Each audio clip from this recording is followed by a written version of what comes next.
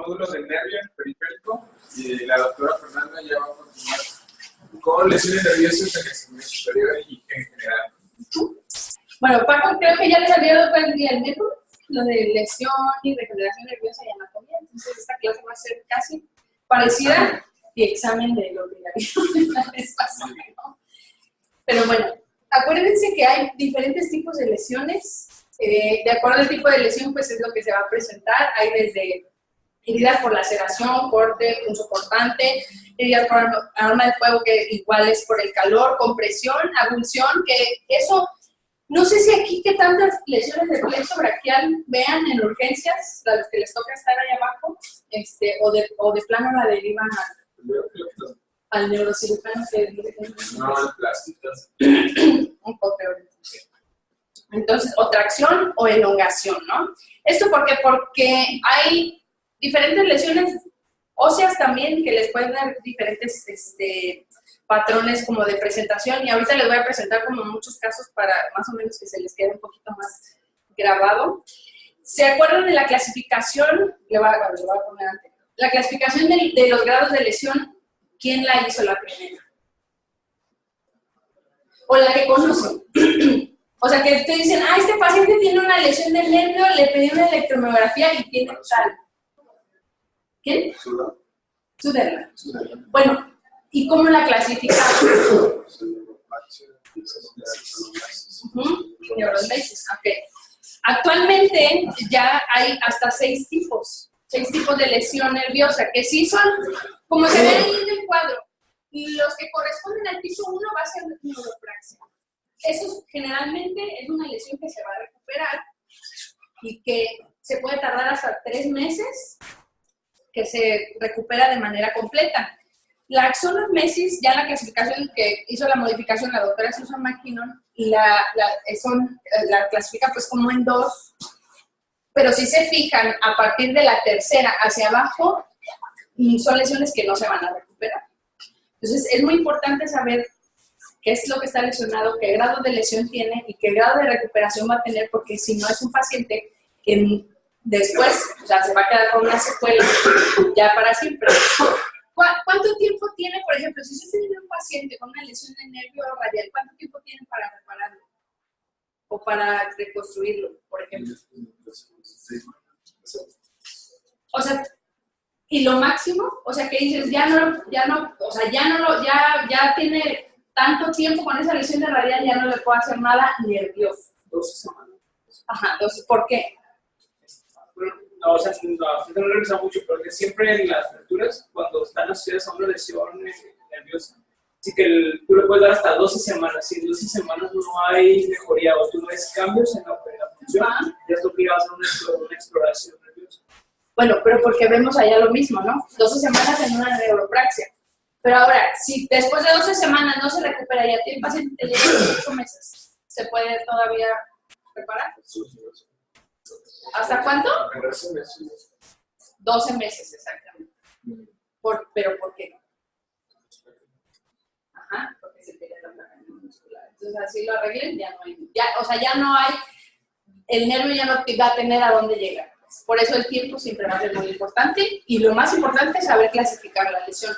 Hay lesiones que son mixtas, que quiere decir que el paciente recupera alguna función y no recupera otra. Por ejemplo, hay pacientes que pudieran, no sé, tener una lesión incluso de plexo o de radial, ¿no? Que empiezan a recuperar extensor de dedos y no recuperan muñeca, por ejemplo, y eso es algo que dice mucho el doctor Clifton, ¿no? Hermana saltada contra hermana quedada, ¿no? O sea, si se queda sin reinervarse una parte, quiere decir que es una lesión mixta y que la recuperación de esa muñeca no se va a recuperar porque ya se saltó lo que se tenía que recuperar, ¿no? Entonces son 6, y es bien importante que sepan que a partir de la tercera la mayoría necesita un tratamiento quirúrgico porque nunca se va a recuperar. Ahora lo importante, bueno, pues es diferenciarlo, ¿no? Ahora, ¿cuántos nervios terminales? Bueno, Paco ya se los había dado, ahí ya les puse yo la imagen. De los que yo voy a hablar ahorita en general, porque digo, podría meterme un poco más, y de hecho de cada nervio es una plática, porque cada uno pues tiene muchas cosas pues que decir, ¿no? Nada más acordarse que todos los nervios de la extremidad superior pues vienen del plexo braquial, que se compone desde C5 hasta T1 y que las ramas terminales se van a dividir en músculo cutáneo, axilar, radial, mediano y cubital.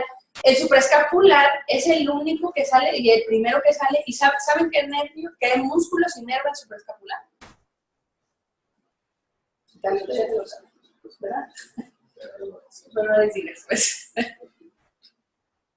Y eso es bien importante porque trabajan ustedes mucho en el hombro con esos músculos. ¿Cuál? ¿Y qué otro? Infra. Supra e infra. Entonces, si ustedes tienen un paciente con una fractura de escápula que se daña eso, van a tener una parálisis de eso, que es lo que pasa, el paciente se presenta con un déficit motor importante, ¿no? Ahora, vamos a irnos de uno por uno. Esta fotito siempre la presentamos, le voy a decir por qué. Hay que diferenciar, eso sí también, una parálisis de un nervio aislado a una parálisis de plexo. Porque, por ejemplo, si llega un paciente que no puede mover hombro y no puede mover el codo, es un paciente que tiene una lesión de plexo braquial alto, C5, C6, por ejemplo. Pero, ¿qué tal si el paciente tuvo una fractura de húmero y, aparte una luxación y tiene una ruptura masiva y más una lesión de músculo cutáneo nada más? Por eso es muy importante que se haga una evaluación minuciosa, pues, que conozcan la anatomía, hay que sabérsela de arriba para abajo, pues, para que estén como que bien familiarizados. Y pues digo, al paciente se le dé, pues, el mejor manejo posible, ¿no? Entonces, la historia clínica, pues, siempre, las tres cosas que para mí se me parecen más importantes es el mecanismo y localización de la lesión. El mecanismo, ¿por qué? Porque ya de eso nos va a hablar que se pudo haber lesionado por calor, por ejemplo, el arma de fuego, por la herida, por la cirugía, etcétera. Y la localización, porque anatómicamente va a decir que el nervio está dañado, ¿no? Una vez nos llegó un paciente que no podía flexionar el codo, lo mandó un ortopedista que dijo que tenía una lesión de radial. Porque dijo, ay, se fracturó el húmero, tiene lesión de radial, y no era una lesión de radial, era una lesión de músculo cutáneo, y que había dañado, eso el fragmento se fue hacia anterior, ¿y por qué? Porque es lo más común, ¿no? Dice, pues húmero radial, ¿no? Pero en realidad fue la otra cosa y el paciente estaba derivado con un diagnóstico que no era correcto. Por eso siempre hay que saber dónde está localizado y no como dejarnos llevar, pues, por eso de que está localizado y pues tiene que ser a fuerza el radial, porque puede pasar que no se hace.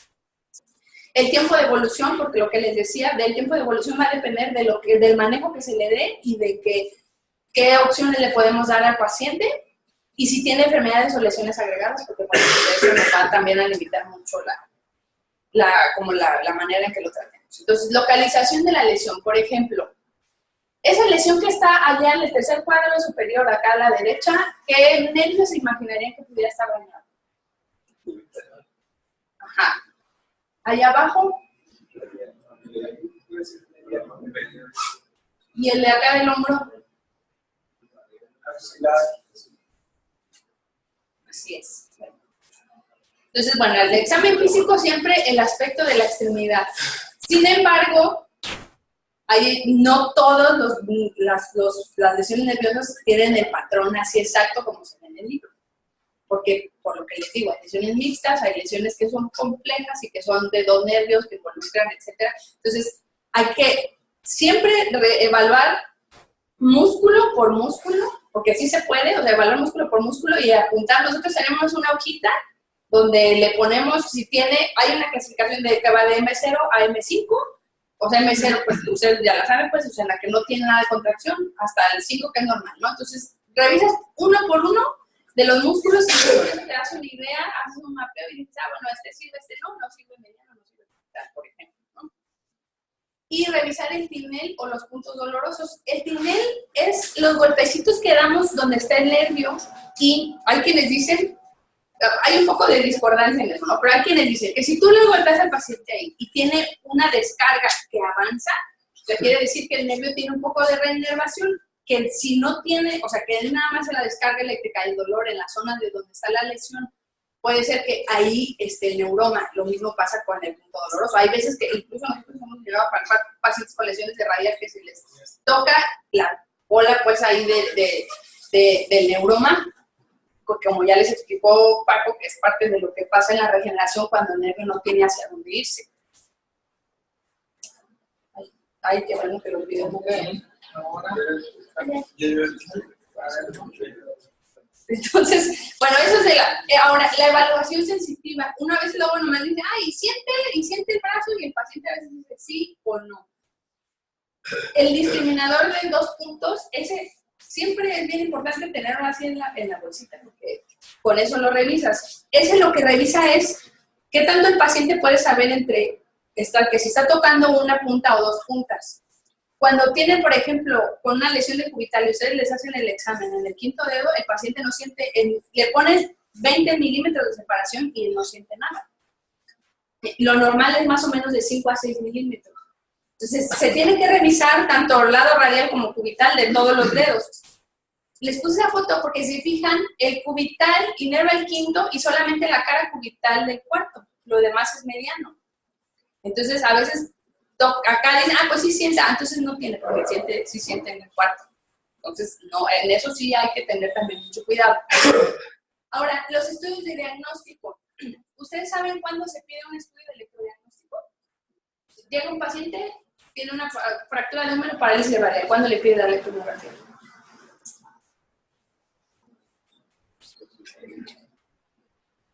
Paco ya les dijo, es la clase de regeneración. Esa es la razón por la que se pide, por la regeneración nerviosa. No se pide antes de la 3ª semana.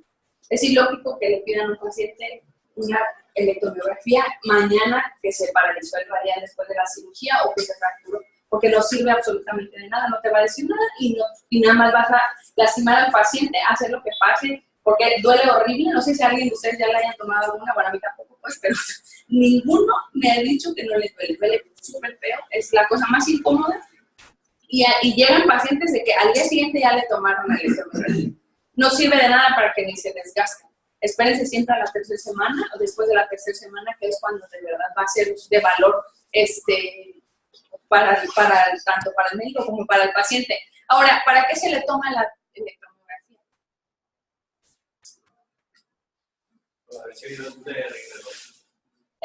Exactamente, es más que nada como pronóstico, porque el diagnóstico lo vas a hacer tú con la clínica y con todo lo que ya hicimos de la historia clínica. O sea, tú vas a decir, ay, pues como que algo tiene ahí paralizado, pero no sé qué es, voy a pedir la electromiografía a ver qué es.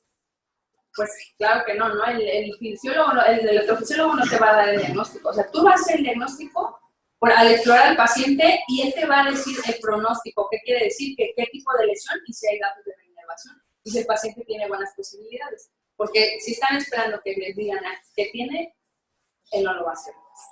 A mí me ha tocado ver electromiografías de plano que dice que no tiene nada o que la lesión está en otro lado y clínicamente el paciente tiene otra cosa.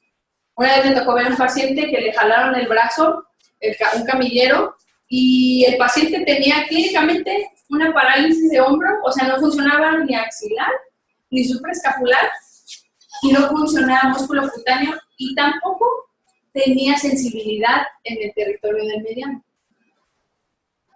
Le hicieron una electromiografía a la semana que pasó eso, y la electrofisióloga dijo que no tenía nada, que estaba normal.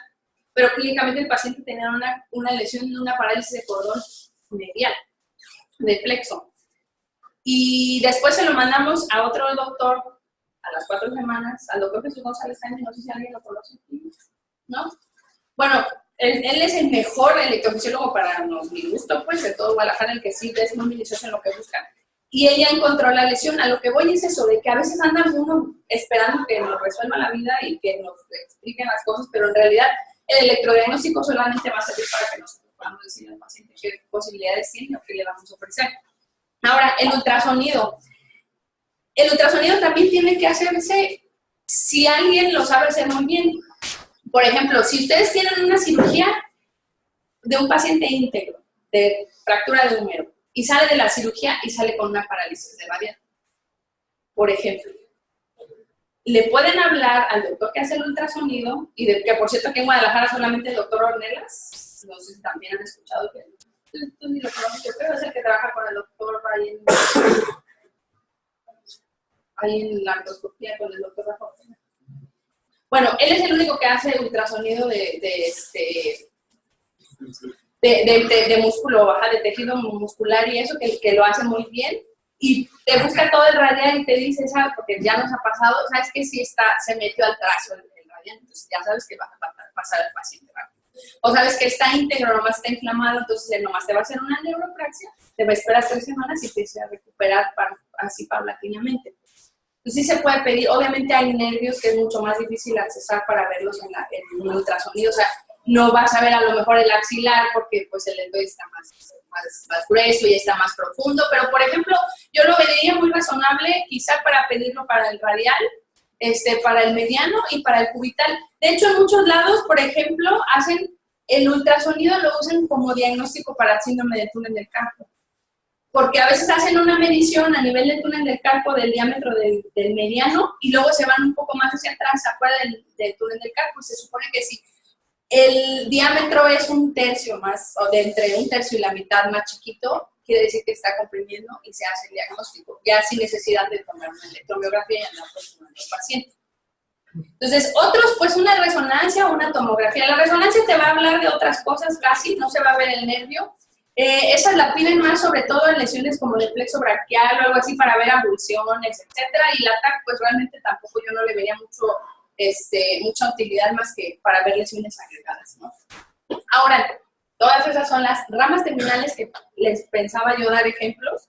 Hay unas que son más comunes que otras. Obviamente, pues el radial yo creo que es entre el que más vemos, el mediano y cubital. Los otros menos, pero sí pasa también. El nervio axilar, ¿de qué cordón viene el nervio axilar?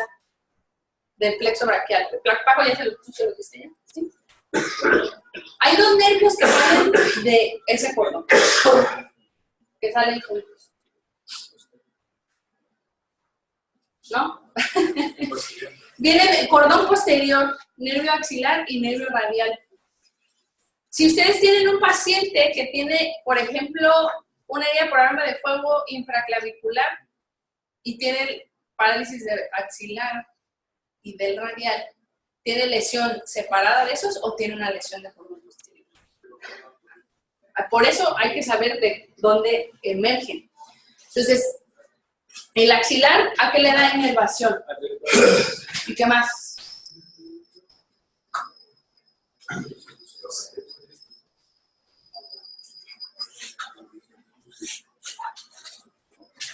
¿Y en qué caso se puede dañar el axilar? Iatrogénico, por ejemplo. Que uno ahí lo hace sin querer. Ajá, exactamente. Y tú sabes más o menos cuando, por ejemplo, si vas a poner una prótesis, una placa, algo así, ¿cuántos de la cabeza, o sea, de la punta del acromion hacia abajo, cuánto está la emergencia del axilar? De 5 a 7, más o menos. Ajá, exactamente. Entonces, por ejemplo, este paciente es un muchacho que juega fútbol americano, que tenía parálisis del deltoides, tenía también una debilidad del tríceps muy severa. Sí, ¿por qué no pone el otro? Bueno, el punto, si se fijan, bueno, ahorita ya está ahí, no encontré la foto. Lo que quiero que vean es allá, fíjense cómo está atrófico toda la zona del deltoides y el abordaje que tiene acá. Ese paciente lo aventaron, se le hizo un mecanismo como de tracción, hizo una parálisis de cordón posterior. Cuando lo exploramos, tenía un neuroma exactamente intraclavicular, ahí por abajo del pectoral, del puro cordón posterior. Los demás estaban íntegros y se le hizo una reconstrucción con injertos de nervio celular. Si se veían la pierna izquierda, tiene la herida, se tomó nada más de esa pierna, se hizo la reconstrucción y uno es 3 meses y el otro es 6 meses posoperatorio. Acá está muy atrofiado el deltoides a comparación del otro, el otro está ya tiene un poco de contracción y un poco de mejoría, pero a lo que voy pues es de que es importante aprender a diferenciar entre una y la otra para que no se vayan ahí con la finta de que, pues nomás está atrófico, pues desuso.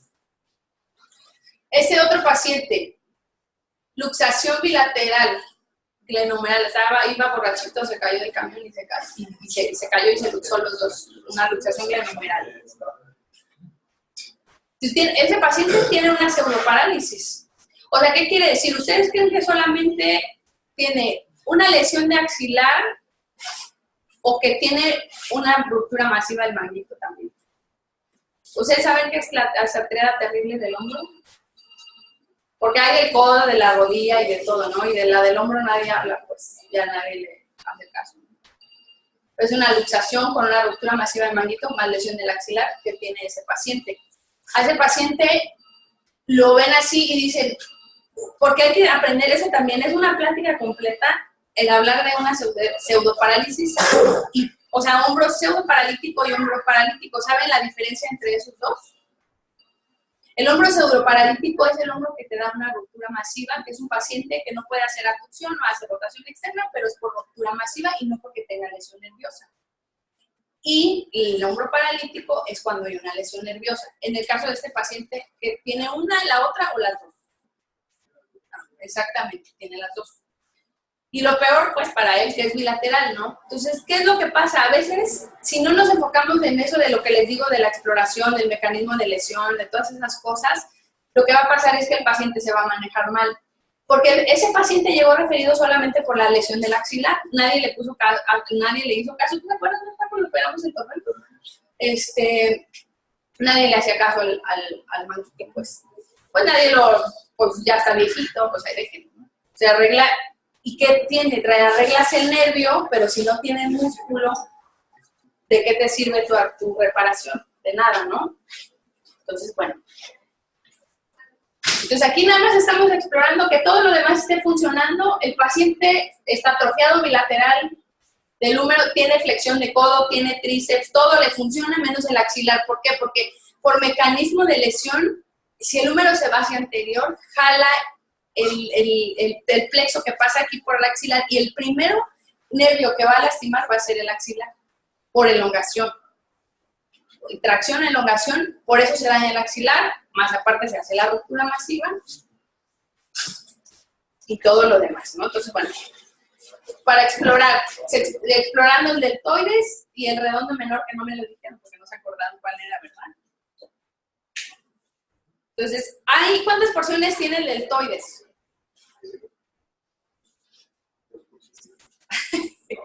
¿No saben?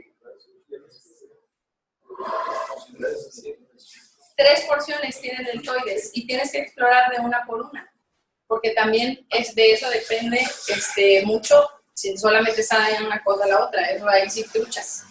Ahora, el supraescapular, es un nerviecito que luego nadie le hace caso, ¿no? Es la primera rama que sale del tronco primario superior y que en fracturas de escápula es muy común que se dañe. Es muy común que haya compresión del supraescapular. ¿Por qué? Porque donde sale en la clavícula, en la escotadura, hay un ligamento transverso y se calcifica y también se aprieta. Y ese paciente también les puede llegar con una parálisis de supra o infra, porque tiene una compresión, así como el nervio mediano, por ejemplo, y es bien difícil de diagnosticar. Lo bueno de este nerviecito también es que es bien noble, pues. Si no funciona o lo que sea, se puede hacer la transferencia del espinal accesorio a y los pacientes generalmente recuperan muy bien, porque solamente tiene como target de dos músculos, pues, para que se reinerven. Ahora, el músculo cutáneo, lo que les decía, bueno, ahí viene ya la trampa. ¿Cuáles tres músculos inerva el músculo cutáneo? Bíceps. Ajá. Y de todos esos, ¿cuál es más flexor y que de los tres? Pues? ¿Estás seguro? Flexor del codo. El bíceps está comprobado que es más supinador que flexor. Exactamente.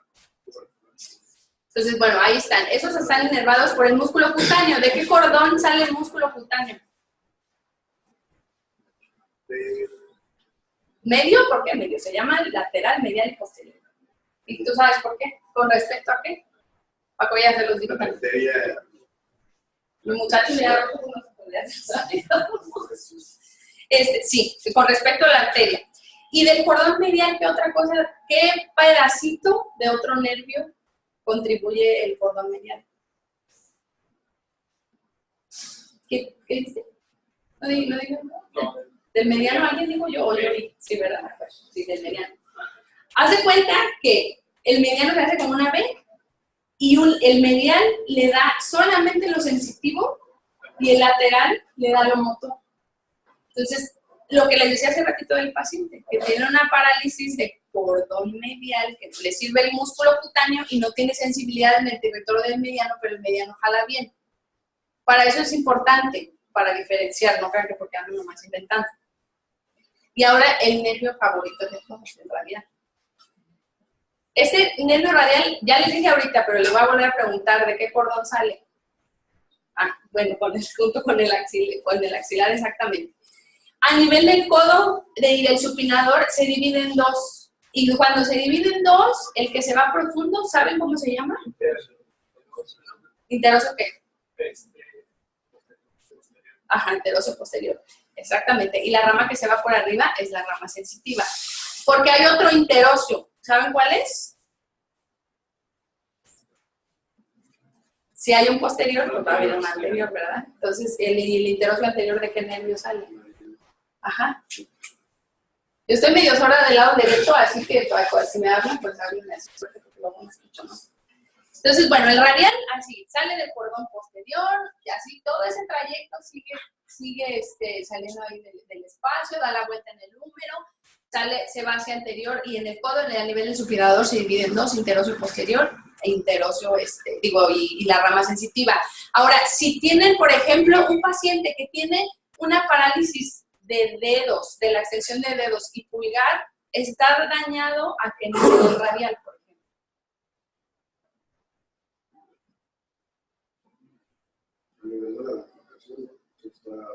Está dañado por el interoso posterior exactamente, porque la muñeca sale antes. O sea, la inervación para la muñeca sale antes. Entonces, bueno, en el videito ahí se ve la rama sensitiva, que es la que se pasa por aquí por la tabaquera anatómica, que se divide en tres y que luego la andan picando cuando le ponen el suero y que duele horrible. Esa es la rama que sale radial y que es solamente sensitiva. Entonces, bueno, a mí cuando me preguntaron yo me andaba desmayando, ¿no? Porque dije, ¿cómo voy a aprender todos esos músculos que inervan? Porque preguntan, ¿cuál es el que se inerva de uno por uno de proximal a distal? Y eso porque es importante, por eso que les decía de la reinervación, porque tú tienes que ir contando músculo por músculo cuál se va reinervando primero. El tríceps se dañaría solamente si la lesión es arriba, o cordón posterior, o más arriba de donde salen las ramas. Y ya de ahí para abajo, de todos los extensores de la muñeca, de los dedos, y la sensibilidad, pues, que es esa que está ahí en así, ¿no?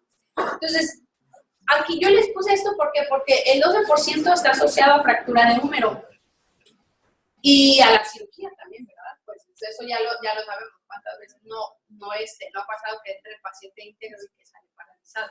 O sea, es algo que pasa muy comúnmente. ¿Por qué? Porque el trazo de fractura se atrapa en el callo, con la manipulación, etcétera. Ustedes saben exactamente como el epónimo ese de fractura de Holstein-Lewis, ¿qué es qué fractura es?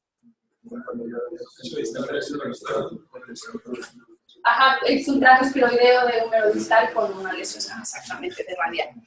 Entonces, ¿por qué? Porque las espiroideas tienen mayor angulación radial y por eso se daña en esas más el radial que a veces en una de diáfisis pura de arriba, ¿no? Y en una fractura de luxación de Monteggia también se puede lesionar el radial. ¿Por qué? Porque la cabeza radial, si se acuerdan, la interoso posterior o el radial, justo de donde está la cabeza y el cuello de la cúpula radial está el interoso posterior. Y ese también, con abordajes de cúpula radial y todas esas cosas, se puede paralizar.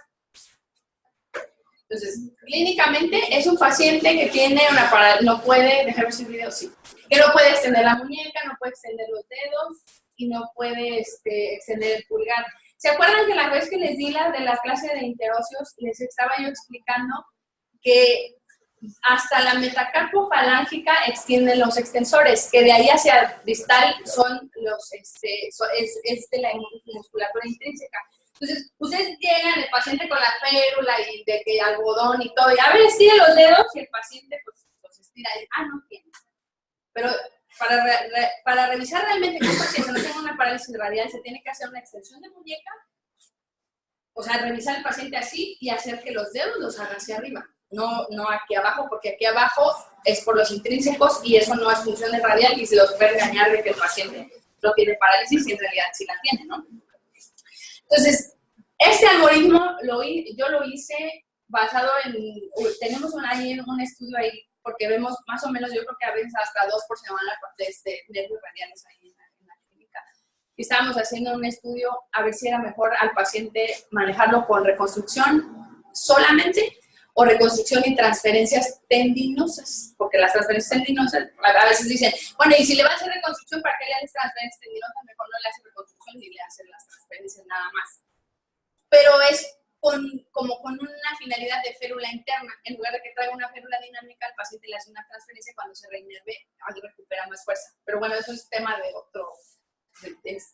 otro día, pues, pero si tenemos una lesión cerrada con un desplazamiento severo y hay sospecha de laceración, pues el paciente tiene que explorar desde que se mete a quirófano. Pues no tiene por qué esperarse a ver si se recupera.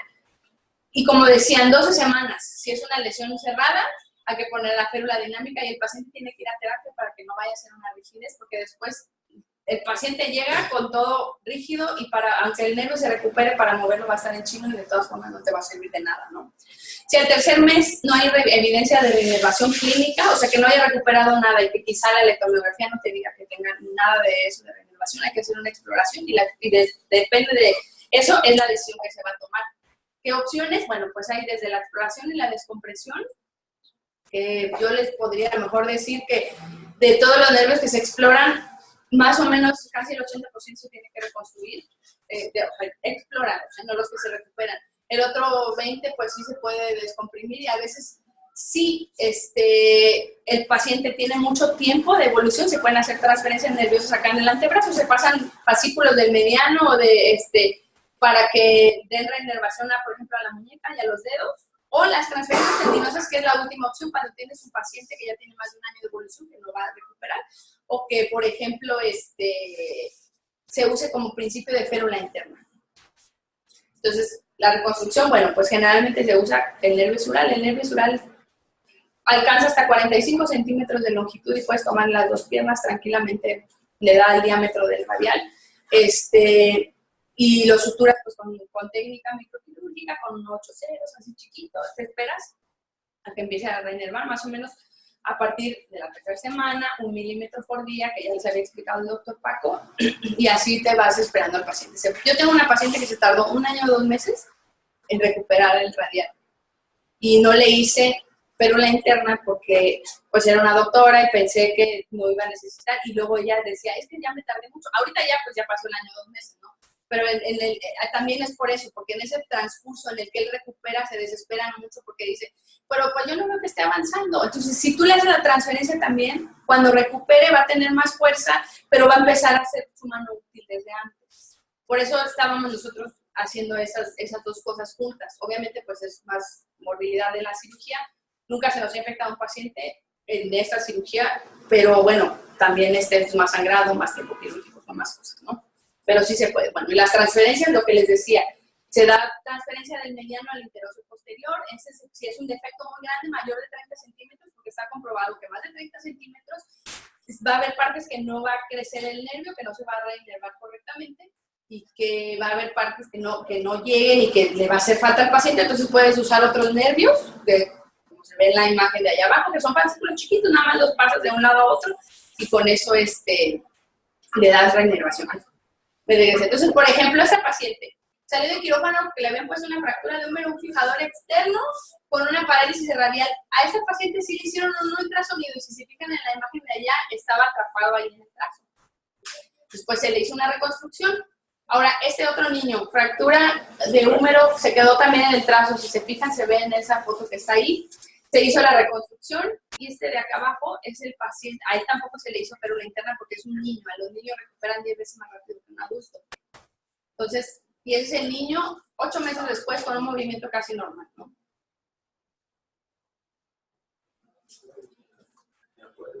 A otro paciente. Este paciente tuvo un accidente en un autobús, se le encajó un vidrio y si se fijan estaba cortado el radial. Clínicamente, pues como se ve en el video, tiene una parálisis de radial, el nervio está cortado, se le hizo una reconstrucción con 2 injertitos de dural.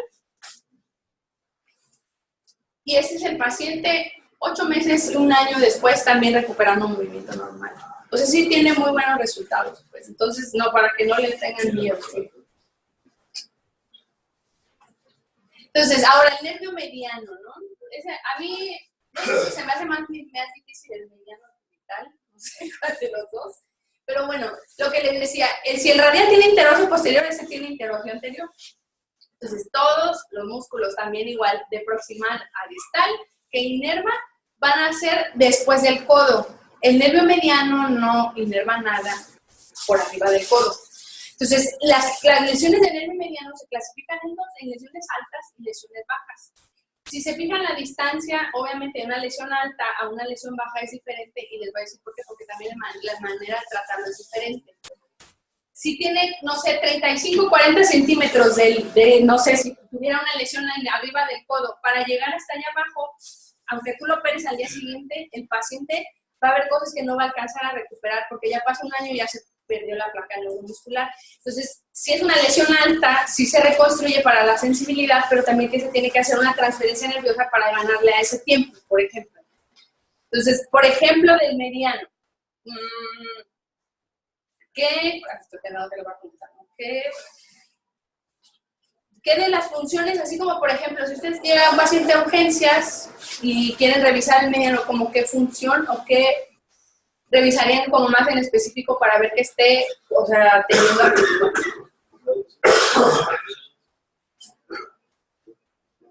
Eso es cubital.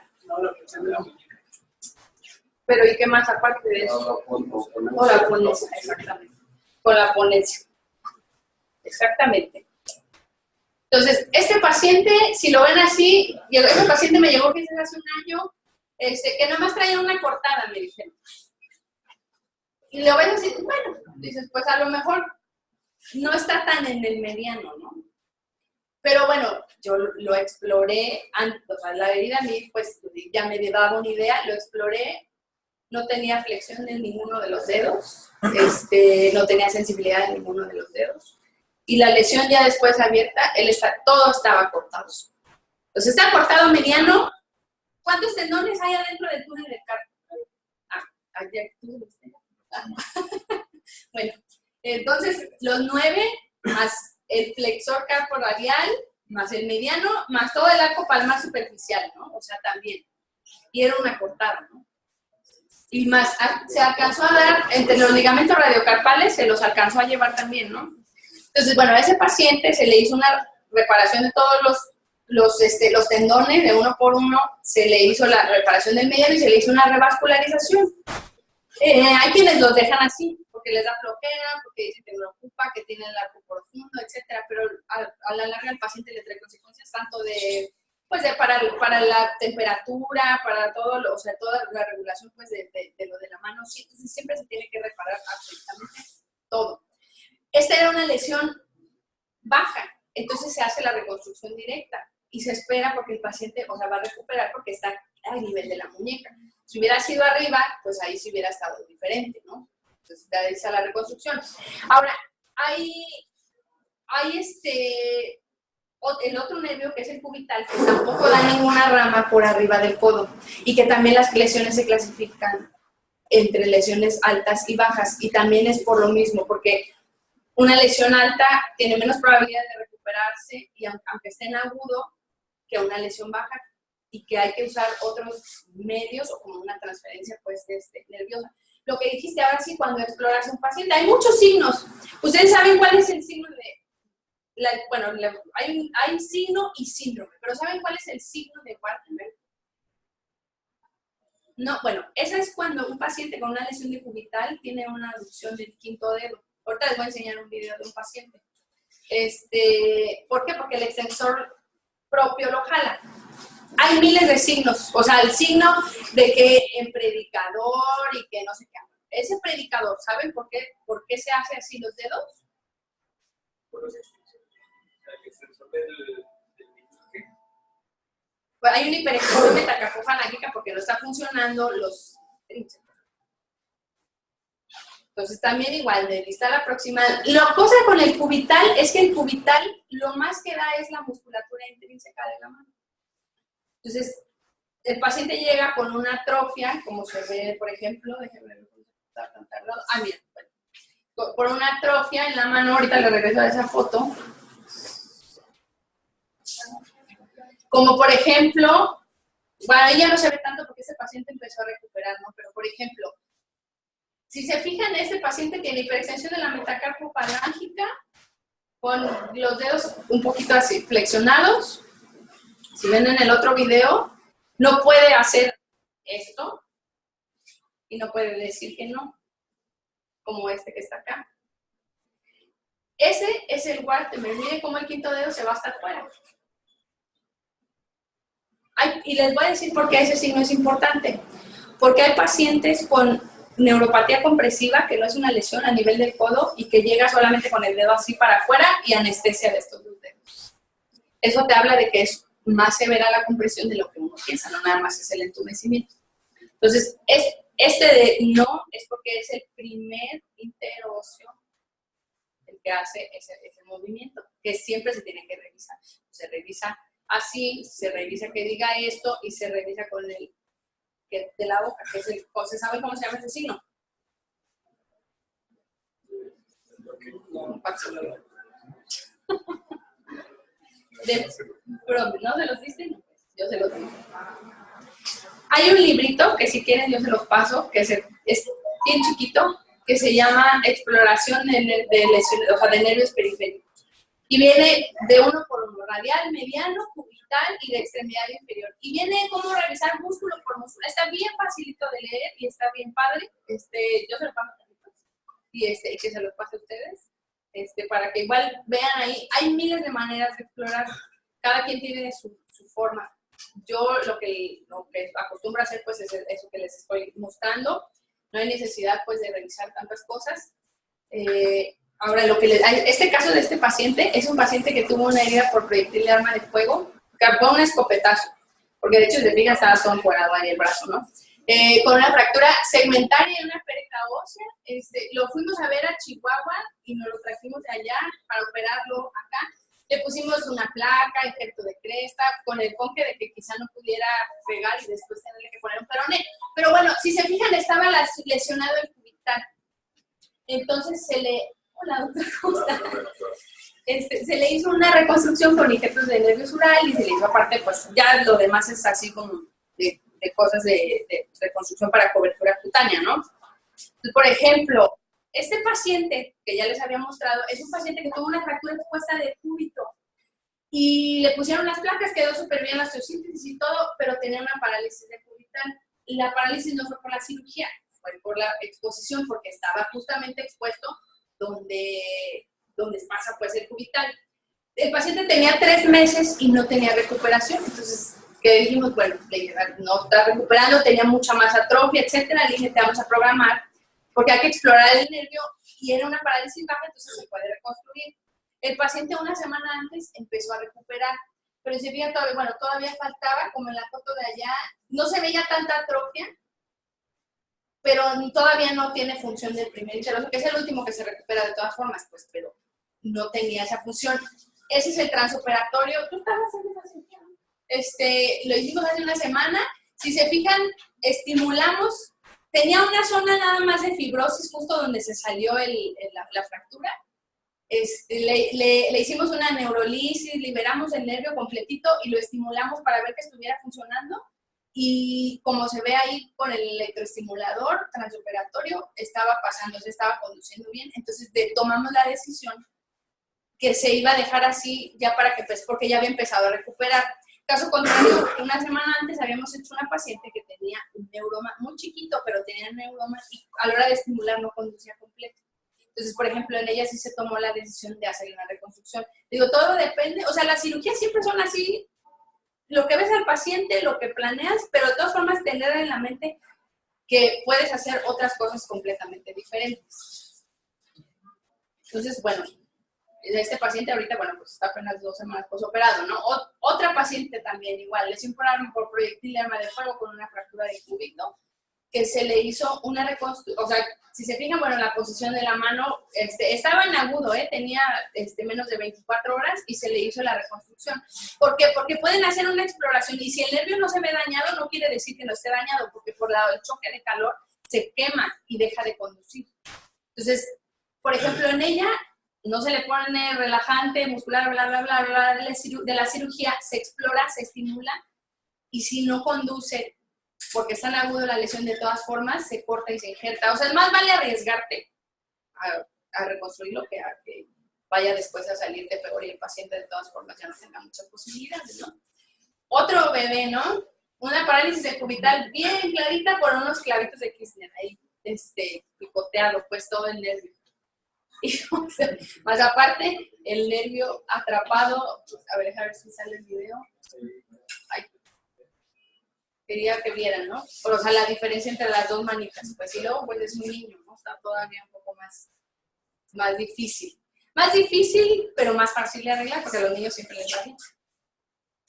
Entonces, bueno, pues sí estaba picado, atrapado también. Entonces hice una reconstrucción ahí con varios cables, se puentearon ahí también así, con el injerto del nervio sural. Y ese es el paciente, ay, ¿por qué no? Bueno, no es video, se me olvidó poner el video, ¿no? Pues, pero ya no tiene, o sea, hace este movimiento, no tiene la mano, pues, con una hiperextensión metacarpofalángica, bueno, ya voy a acabar, ¿eh?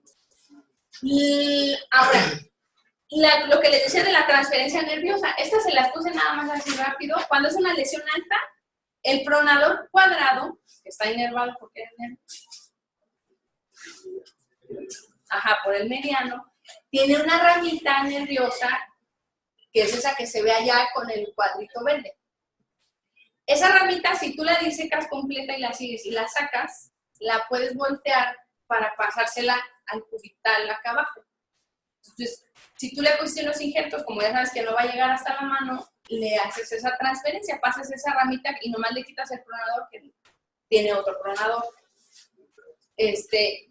y lo pasas para que haga la transferencia y haga la reinervación mucho más pronto y el paciente tenga más posibilidades de recuperación. Esa es una paciente que tuvo una lesión alta y que se le hizo esa transferencia y es 1 año después de recuperación de esa transferencia. Tiene, bueno, o sea, una movilidad muy aceptable y una recuperación también muy aceptable. Entonces, todos los nervios se pueden reconstruir, todos los nervios se pueden hacer transferencias nerviosas. Hay opciones, hay muchas opciones. Incluso hay veces que tomamos hasta intercostales, por ejemplo, para darle función al bíceps, cuando son pacientes con lesiones de plexo que está abulsionado y que no puede reconstruir. Entonces, es nada más cuestión de que sepan diagnosticarla, ver si vas a recuperarse o no, qué grados de lesiones y pues hacer lo que sea. No sé si tengan preguntas. ¿No? Gracias.